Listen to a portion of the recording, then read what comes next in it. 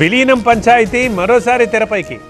ఏపీలో కలిసిన 5 గ్రామాల కోసం ఆందోళన, తిరిగి తెలంగాణకే ఇచ్చేయాలంటూ సభ. పోలీసుల్ని ఆశ్రయించిన విజయారెడ్డి భర్త, భార్య చనిపోయిన తర్వాత ఆస్తి తగాదాలు, భార్య మృతిపై అనుమానాలున్నాయంటూ కంప్లైంట్. పరీక్ష తప్పడంతో మనస్తాపం, తెలంగాణలో 8 మంది విద్యార్థుల ఆత్మహత్య. ఇంటర్ రిజల్ట్స్ వేళ పలు జిల్లాల్లో విషాదం. ఎఫ్సిఐలో ఉద్యోగం అంటూ మోసం, 1.5 కోటి కట్నం ఖరారు. హైదరాబాద్లో మోసగాడి అరెస్ట్. పశువుల మేత దగ్ధం, నంద్యాల జిల్లా బత్తులూరులో ఘటన, 1.5 కోటికు పైగా ఆస్తి నష్టం.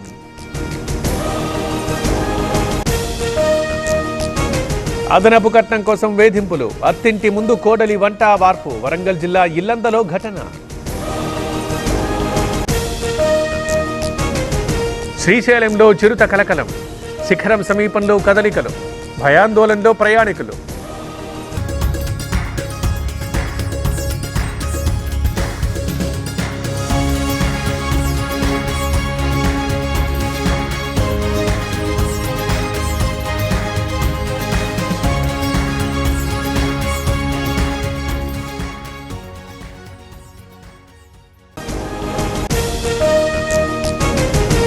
తుంగభద్ర జలాశయానికి కొత్త రూపు, 26 కొత్త గేట్ల బిగింపు, ముమ్మరంగా సాగుతున్న పనులు.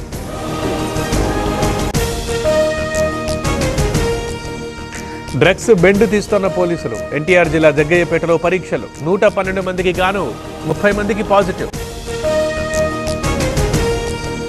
డొక్కు బస్సులో బెంగళూరుకి పయనం, ప్రయాణికుల ఆందోళనతో వాహనం సీజ్.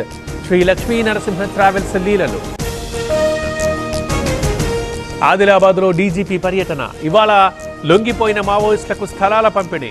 సాయంత్రం ఉట్నూరు ఏజెన్సీకి పయనం. శ్రీశైలానికి పెరిగిన తాకిడి, భారీగా తరలివచ్చిన భక్తులు, దర్శనానికి 4 గంటల సమయం. ఇవాళ ఢిల్లీలో నారీ శక్తి వందన సమ్మేళనం, మహిళలను ఉద్దేశించి ప్రసంగించనున్న ప్రధాని. వికసిత భారత్లో స్త్రీల బలోపేతమే లక్ష్యం. నేడు గాయని ఆశాభంస్ల అంత్యక్రియలు, సందర్శనార్థం స్వగృహంలో భౌతికాయం. సాయంత్రం అంతిమ వీడుకోలు.